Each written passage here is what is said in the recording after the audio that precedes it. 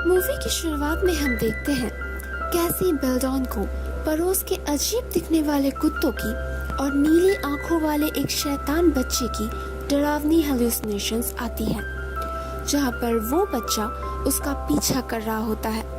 जब कैसी अपने पड़ोसी के बेटे को बेबी सिट कर रही होती है तो वो देखती है कि मैटी अपनी छोटी बहन को शीशे में उसका रिफ्लेक्शन दिखा रहा है, जिसके बाद मैटी कैसी पर हमला करता है और वो शीशा उसके सर पर मारकर कहता है जम्बी अभी जन्म लेना चाहता है।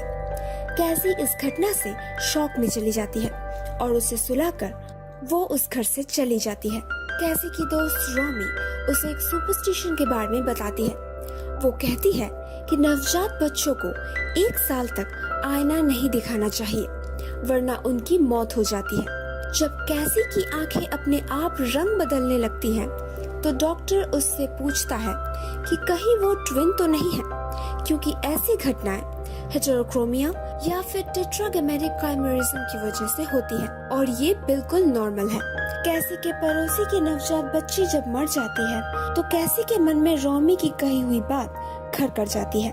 कैसी सोफी कोस्मा से मिलती है और बाद में उसे पता चलता है कि कोस्मा दरअसल उसकी नानी है, जो उसे कहती है कि उनका बार्टो नाम का एक जुड़वा भाई था जो वर्ल्ड वॉर 2 के दौरान ऑश्विट्ज में डॉक्टर जोसेफ मेंगेले द्वारा की गई नाजी एक्सपेरिमेंट्स का शिकार हो गया था और उसकी मौत हो गई थी।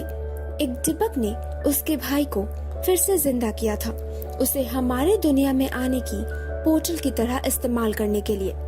उस स्पिरिट को रोकने के लिए तब कोस्मा ने अपने भाई को मार डाला था और अब वो इस परिवार से बदला ले रहा है। उसी की वजह से कैसी की माँ पागल हो गई थी और फिर सुसाइड कर लिया था। कोस्मा कैसी को प्रोटेक्शन के लिए एक हमसा एम्यूलेट देती है और उससे कहती है कि घर के सारे आईनों को तोड़कर उनके टुकड़ों को जला दे और उसे रबा जोसेफ संदैक के पास भेजती है, जो एक ज्यूइश एक्सॉर्सिज्म करके उसके शरीर से उस डिबक को बाहर निकाल सके।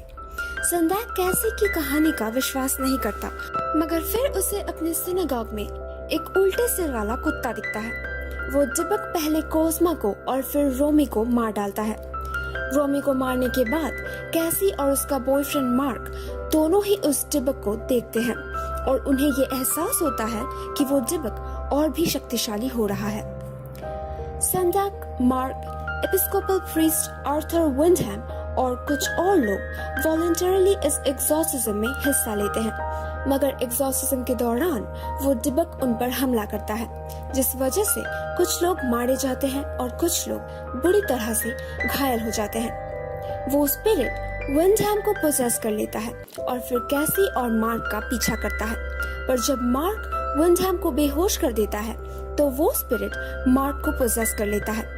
कैसी मार्क के गले में वो एम्यूलेट घोंप देती है और एन वक्त पर संदैक वहां पहुंच जाता है, जिसके बाद कैसी और संदैक मिलकर इस एक्सॉर्सिज्म को पूरा करते हैं। एक्सॉर्सिज्म खत्म होते ही वो डिबक इस दुनिया को छोड़कर अपनी दुनिया में वापस चला जाता है, मगर उसके मार्क के शरीर से अलग होने के दौरान मार्क की मौत हो जाती है। कैसी को अपने बॉयफ्रेंड को खोने का गम रहता है, मगर वो ये भी सोचती है कि वो डिबक अचानक से उसके जिंदगी में क्यों आ गया और इससे पहले कभी उसने उसे परेशान क्यों नहीं किया। कैसी को शक होता है और वो एक प्रेगनेंसी टेस्ट करती है, जिसके बाद उसे पता चलता है कि वो मार्क के जुड़वा बच्चों की मां बनने वाली है।